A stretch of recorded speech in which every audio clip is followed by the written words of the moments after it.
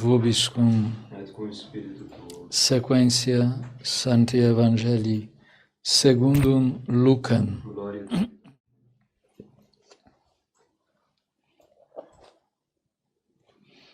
Naquele tempo, Jesus lhes disse ainda esta parábola a respeito de alguns que se vangloriavam como se fossem justos e desprezavam os outros. Subiram 2 homens ao templo para orar. Um era fariseu, o outro publicano. Os fariseus em pé oravam no seu interior desta forma: graças te dou, ó Deus, que não sou como os demais homens, ladrões, injustos e adúlteros, nem como o publicano que está ali. Jejuo 2 vezes na semana e pago a 10ª parte de todos os meus lucros.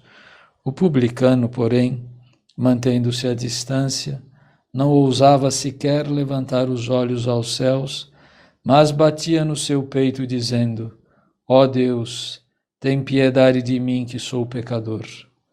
Digo-vos, este voltou para casa justificado, e não o outro. Pois todo o que se exaltar será humilhado, e quem se humilhar será exaltado. Per Evangelii dicta deleantur nostra delita.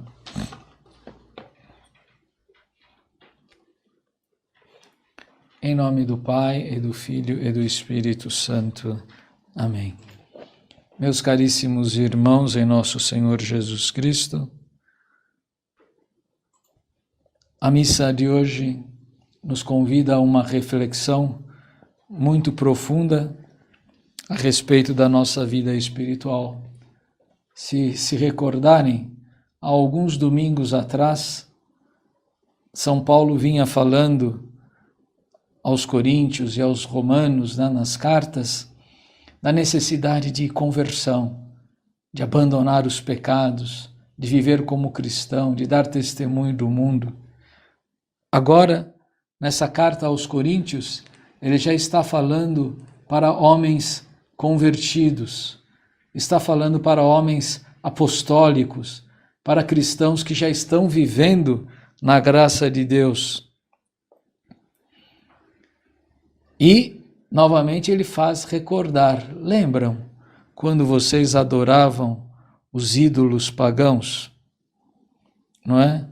Corrieis conforme vossas tendências, quer dizer, a pessoa corria para os deuses conforme precisava. Estou precisando de um amor para me casar, então ia procurar Eros.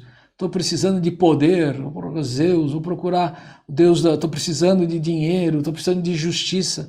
E conforme a tendência, a pessoa procurava um ídolo para se ancorar. Mas é muito interessante a definição de São Paulo para os ídolos. Todos eles tinham uma característica em comum: são mudos, não falam. Não falam porque não podem penetrar a consciência dos homens, não falam porque não existem, e se existem são demônios, não é, que querem se revestir do formato de Deus.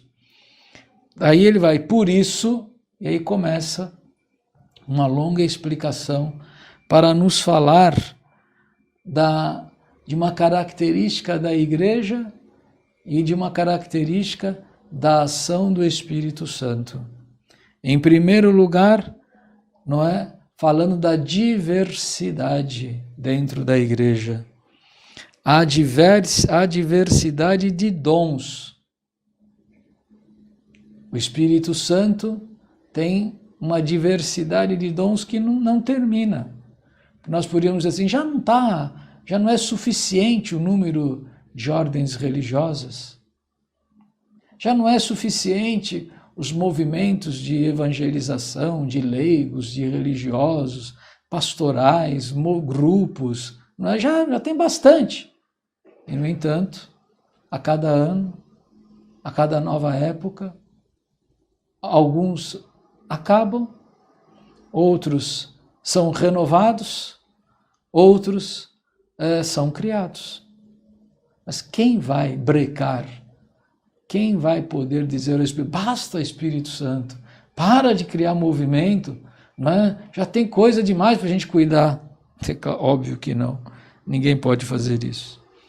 E o que há de comum? Que o Espírito Santo, que impulsiona estas diversidades, ele é um com o Pai e o Filho. Há uma unidade na Trindade. E ele vai dizer, os ministérios são muitos.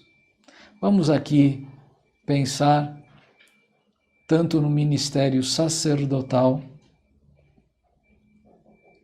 como no ministério dos leigos. Nos sacerdotes, existe só um tipo de padre na igreja?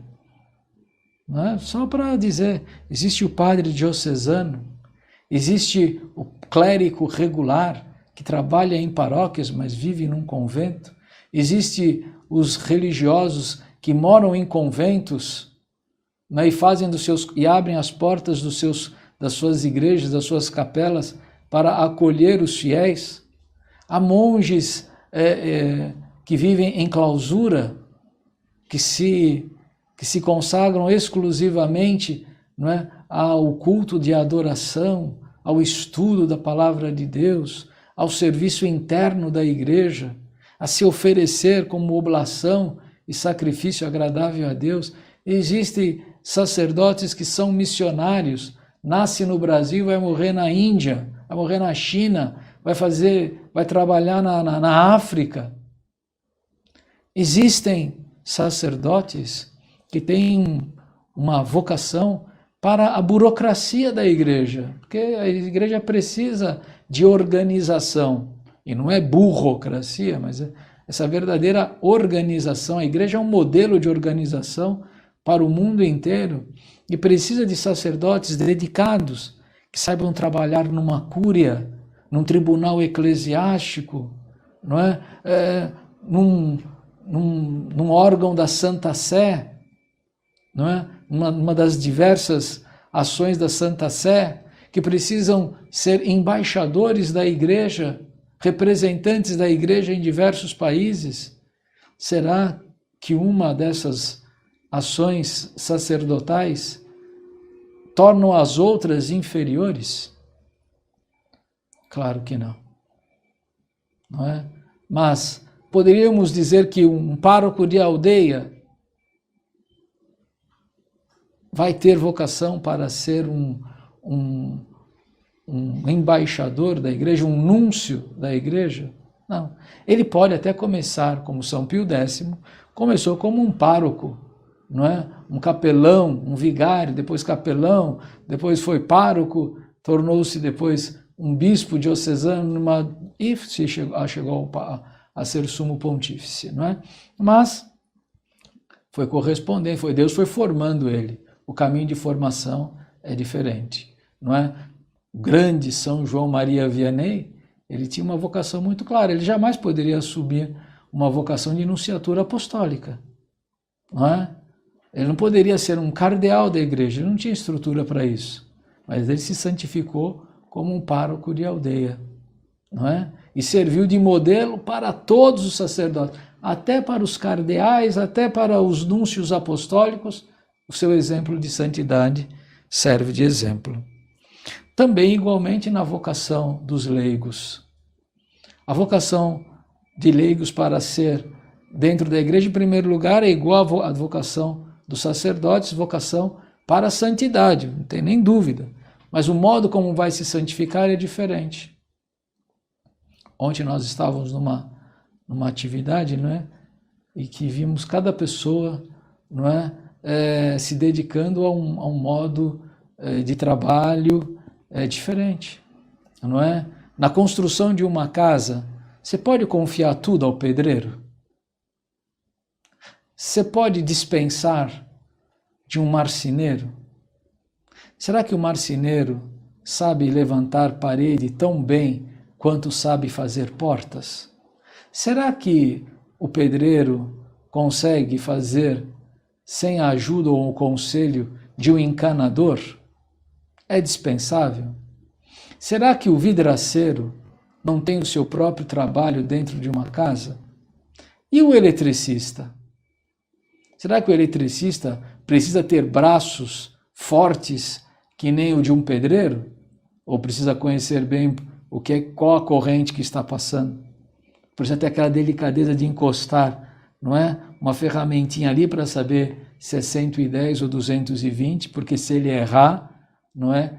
Ele põe tudo a perder. Então, na construção de uma casa, a gente percebe que cada um tem o seu próprio talento. Depois é preciso também um arquiteto, não é? Um projetista, porque será que essa cor combina com aquela? Será que este móvel combina com aquele?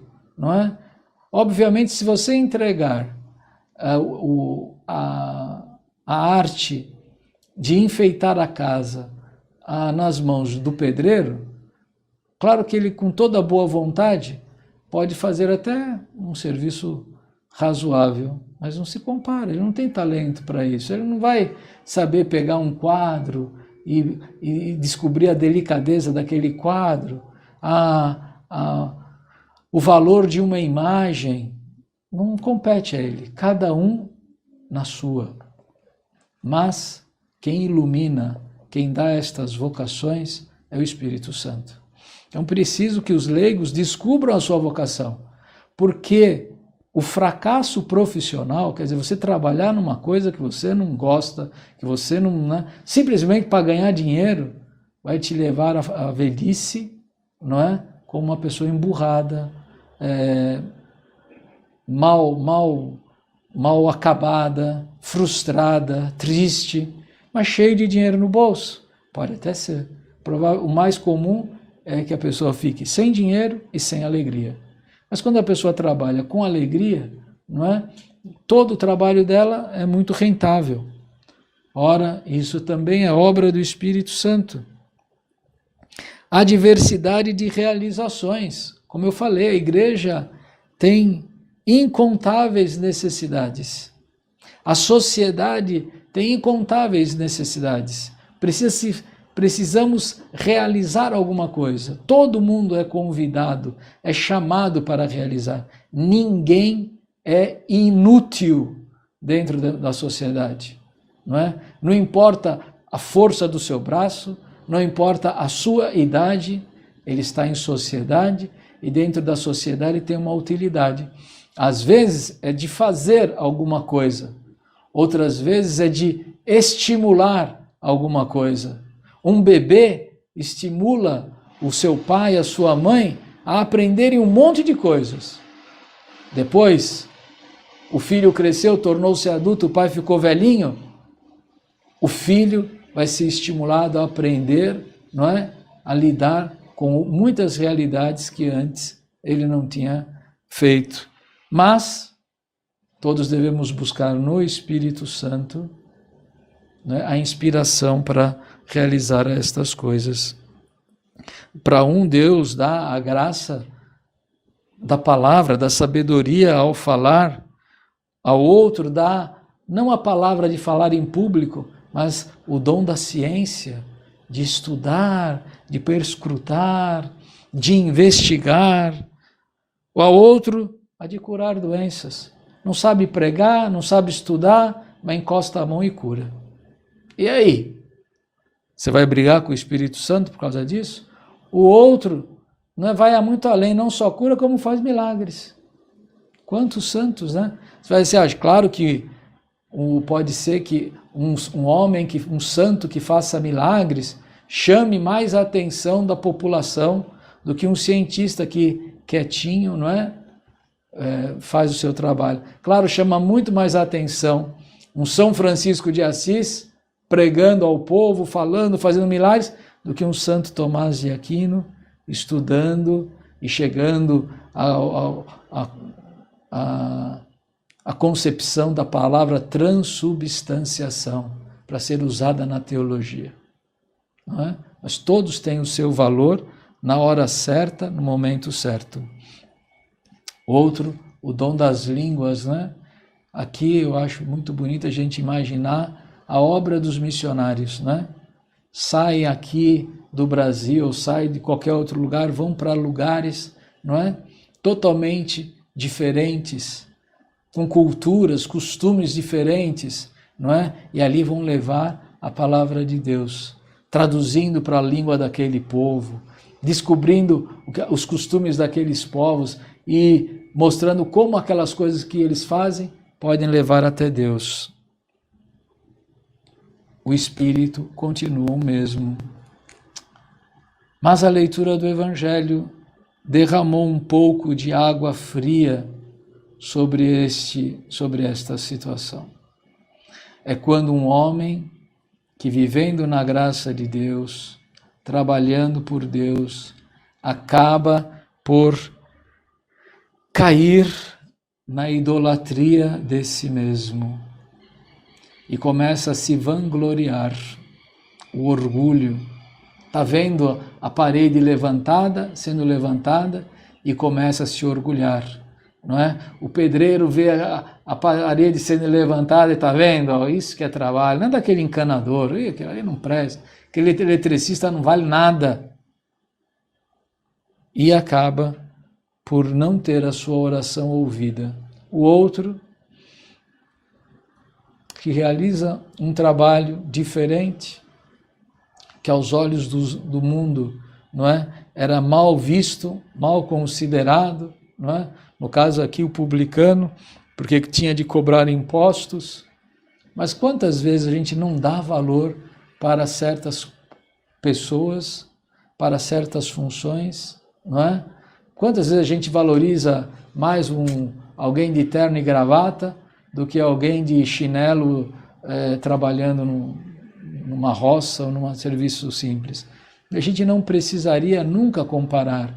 É claro que a gente não quer ver um juiz de direito, um gerente de banco, não é, vestido de calção, não é, na hora do trabalho. Não, ele tem que estar de terno e gravata. Mas, por outro lado, a gente não quer ver um pescador de terno e gravata entrando na água do mar, entrando numa barca para pescar, não é? E querer que ele esteja de terno e gravata, cada um na sua, e um depende do outro. Mas aqui no Evangelho, não é? Houve uma desunião. Nosso Senhor mostrou que um se desuniu porque se vangloriou, o outro permaneceu fiel a Deus porque manteve-se humilde, se reconheceu limitado, se reconheceu pecador. Meus irmãos, isto nos é um convite para refletir também sobre o nosso movimento da forma extraordinária do rito romano. É um movimento de dentro da Igreja da Diocese de São José dos Campos, que tem como finalidade, não é, levar aos fiéis que, como diz no moto próprio do Papa Bento XVI, que tem um amor, uma atração, uma admiração, não é, grande pela forma extraordinária do rito romano. E como a Igreja não encerrou este modo, esta forma de rezar, mas que as duas formas permaneceram vivas, a antiga, cuja última reforma foi em 1962, e a nova, que é resultante da reforma litúrgica do ano de 1970. As duas pertencem à Igreja. As duas são obras do Espírito Santo. E a aplicação das duas devem ser feitas em conformidade com a Igreja. Mas eu prefiro essa, você prefere aquela, mas os dois devem estar debaixo da proteção do Espírito Santo. E por isso, não é? Não cabe a clérigos, a leigos, né, dizer esta pode ou esta não pode. Não é nós, é a igreja quem deve definir, e a igreja definiu. E por isso, a nossa existência dentro da Diocese de São José dos Campos é mais do que justificada pela leitura de São Paulo no dia de hoje, não é? Por que temos de ser todos carismáticos? Por que temos todos de ser vicentinos? Por que temos todos de ser congregados marianos? Por que todo mundo precisa ser deste ou daquele movimento? Por que uma pessoa não pode pertencer a um movimento e estar unida à igreja? A diversidade de dons é a riqueza da igreja. A pobreza das demais, dos nossos irmãos separados, está justamente nisso. Eles nunca conseguem unir duas coisas ao mesmo tempo. Eles não conseguem diversidade de dons e unidade de governo. Por isso, cada vez que há uma divergência entre eles, se cria uma nova denominação religiosa. Cada vez que surge uma nova ação apostólica dentro da igreja, isso só reflete a riqueza da igreja. E isto justifica a nossa existência e o crescimento que ao longo desses 11 anos se deu dentro da diocese em plena e perfeita comunhão com o bispo diocesano. E agora, passado 11 anos, a diocese nos convida a uma nova missão, para que nos próximos 5 anos nós possamos dar continuidade a esse trabalho na Capela Santa Cruz dos Lázaros, aqui na Diocese de São José dos Campos, dentro da paróquia de São João Batista, bem próximo da Capela Nossa Senhora de Fátima, onde ficamos ao longo desses últimos 11 anos. E lá darmos continuidade em plena comunhão com a Igreja, com plena aprovação e proteção do pároco, Padre Everton, com a plena aprovação do nosso bispo Dom César, não é? E apenas que desta vez já com um prazo, não é, pré-determinado, para que nós possamos assumir responsabilidades e também nos valermos desses, vamos dizer assim, direitos de trabalhar pela Igreja, com a Igreja, na Igreja. Não queremos nos colocar de modo nenhum, não é, acima de ninguém. Não interessa se eu sou o primeiro ou o último da fila. Interessa que nós estejamos, não é, na mesa ao redor do Senhor e que estejamos na fila em direção ao céu. Estar em primeiro ou último lugar não nos compete resolver, eu diria, nem se preocupar, não é? Eu diria a única preocupação, sim, nunca queira ser em primeiro lugar, não é? Porque naquela parábola em que nosso Senhor fala do homem que chegou na mesa e logo foi ocupando o primeiro lugar, ele foi para o último, não é? E aquele homem que ocupou o último lugar, porque não tinha outro, de repente foi levado para o primeiro. Mas é obviamente que ninguém pense que indo, vou ser o último, pensando que vou ser o primeiro. Pode ser que você vai ser o último, vai continuar em último mesmo. Queremos agradecer à Diocese por esta graça e pela divina providência desta nova capela, inspirada, não é, em Lázaro, o pobre de outrora, aquele Lázaro que é a única parábola em que Nosso Senhor dá o nome a um personagem, não é? E cujos muitos teólogos afirmam se trata de uma pessoa, até por esta singularidade. Parecia que ele era um pobre coitado, um leproso, de maneira até que o nome Lázaro, não é, se tornou sinônimo, né, ou criou, a partir de Lázaro surgiu o adjetivo lazarento, que é aquele homem que está com com lepra, aquele homem que está excluído, aquele homem, não é, que está fora da sociedade ou que está sofrendo uma dor insuportável, não é? No entanto, ele foi levado aos céus, porque a pobreza nem a doença foi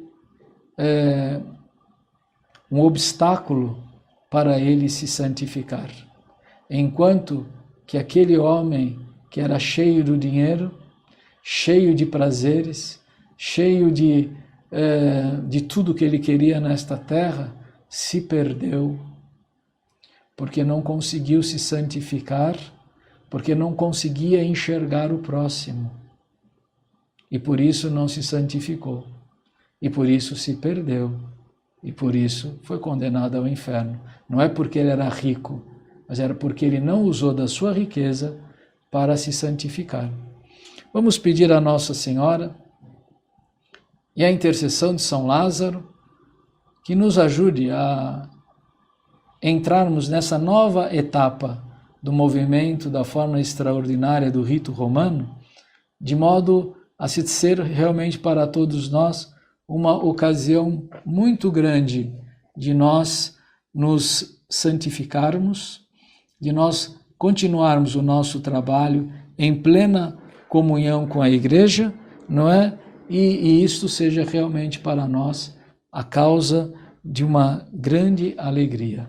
Em nome do Pai, e do Filho, e do Espírito Santo. Amém. Ave Maria, cheia de graça, o Senhor é convosco. Bendita sois vós entre as mulheres, e bendito é o fruto do vosso ventre, Jesus. Santa Maria, Mãe de Deus, rogai por nós, pecadores, agora e na hora da nossa morte. Amém. In nome del Padre, del Figliolo e dello Spirito Santo, e così sia. Sia lodato Gesù e Maria, e buonanotte a tutti.